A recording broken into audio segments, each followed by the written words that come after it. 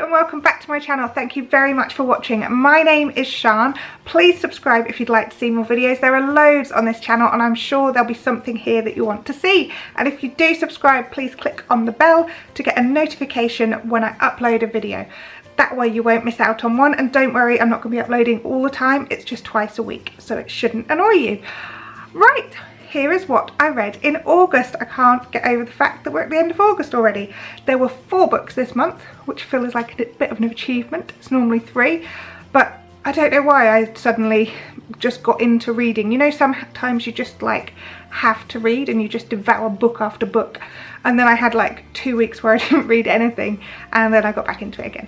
So 4 books that I read. I'm going to show you them in the order that I read them. First book I read this month is Jodi Picoult's Small Great Things. This book is absolutely fantastic, and it's kind of a bit scary currently because it's all about kind of white supremacy, the rise of white supremacy. Basically the story is there is a midwife who is a woman of colour, and she is ordered not to help or do anything or have any care for a baby who is a baby of white supremacists, so they don't want her touching their baby. Ends up that she's the only person in a room with the baby when the baby gets into distress and stops breathing, and she doesn't know if she should be helping that baby or if she should be walking away from that baby because she's been ordered not to touch that baby.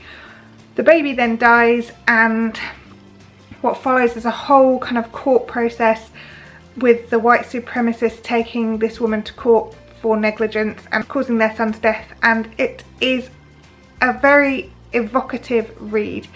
It's based on a true story, which I didn't actually realise till I got to the end of the book, and that is so powerful, and the stories that are in it are so powerful, and the fact that this happens, maybe not that exact story, but this happens all the time in other countries. People are prejudiced against because of the colour of their skin. People are treated differently because of the colour of their skin.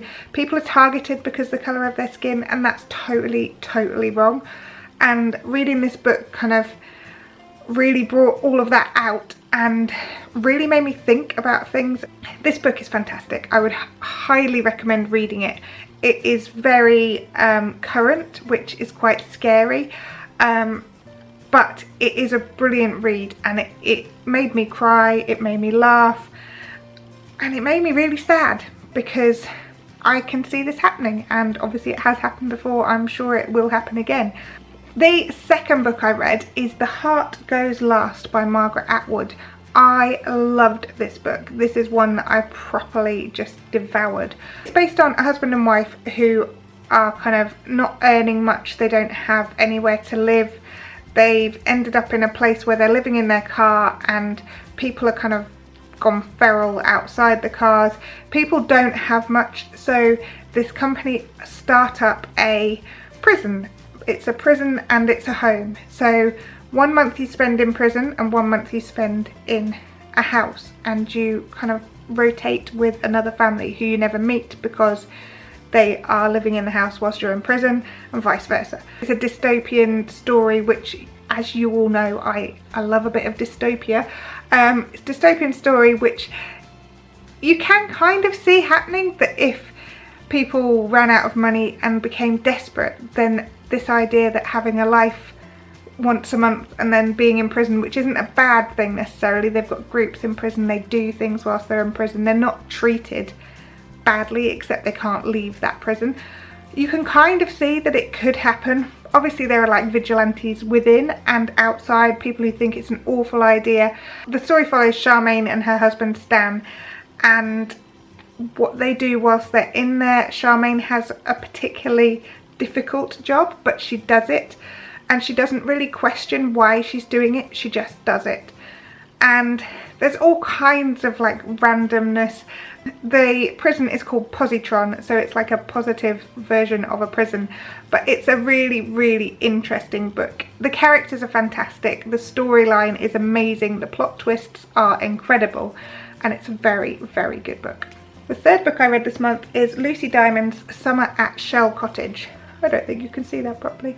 And this follows the tale of a writer who's always taken his family to the same cottage that he and his wife found on their way to their honeymoon when they broke down. They found this cottage and they ended up owning the cottage, and the families have been visiting there for years and years and years, and the author dies and his family go back to the cottage and continue with their summer holiday as planned. But whilst they're there, all kinds of things kind of unravel. A story comes out and very early in the book, and it follows the different lives of the siblings and their partners and their children, and it's a really nice book, and it looks at family, it looks at family dysfunction, which we all have, and it looks at betrayal, it looks at trust, all kinds of kind of deeper topics within there. There's a good twist regarding one of the daughters.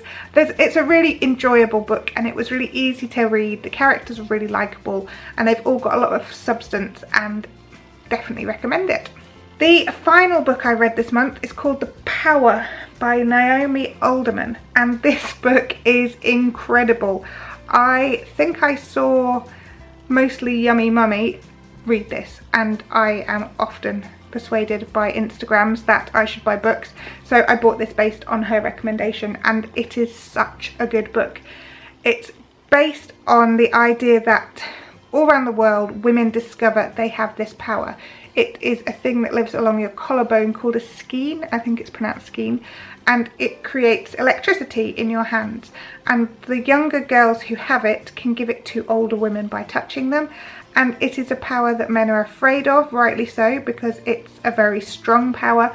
It's about the uprising of these girls, it's about the creation of a new land, it's about war, it's about terror.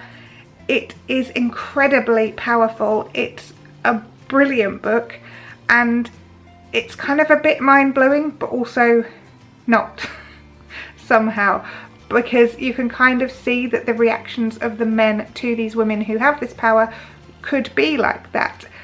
And it's interesting to see the role reversal in society, that women are completely powerful and men are weak because the men do not have this power, or men who do have the power are treated differently. They are looked down on, they are seen as kind of deficient as a man because they have this power that women have. It is fascinating, it's absolutely fascinating book, and you totally get into this world that they're talking about, and you can kind of see it, feel it. It follows the tale of all kinds of different people, and one of these is a journalist, one is somebody who becomes Mother Eve, who is kind of the power above all others, and she heals people, and she says that the scriptures were wrong and that God was a woman, and she is that God. So it follows her story, it follows the story of other people who are strong but in different ways, and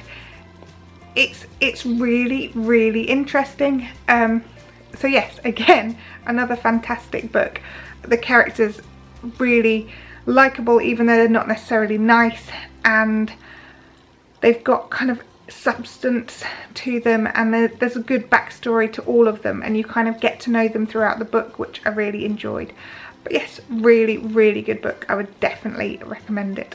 Next week I've got a to be read for autumn, which has a decent big pile of books that I'm hoping to get through this autumn. So tune in for that one next week. I hope you enjoyed this video. If you have, give us a thumbs up. If you would like to, then please subscribe, and I will see you again soon. Alright, bye.